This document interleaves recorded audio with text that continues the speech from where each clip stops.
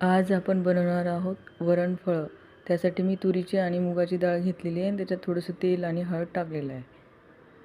वरणफळं बनवण्यासाठी हे आपण कणिक भिजवून घेतलेली आहे. आता आपण वरणाला फोडणी घालूया. तेल, जिरी, मोहरी, कढीपत्ता, हिंग आणि भरपूर सारा ठेचलेला लसूण.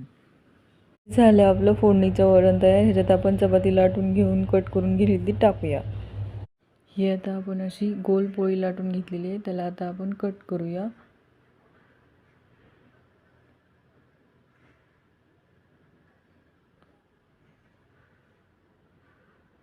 हे आता आपण असं कट करून घेतलेलं आहे.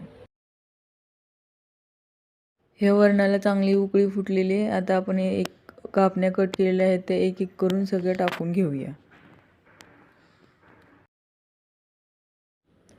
हे झाले आपले वरणफळ तयार. चवीनुसार मीठ आणि कोथिंबीर घालून मस्त गरमागरम वरणफळ सर्व करूया.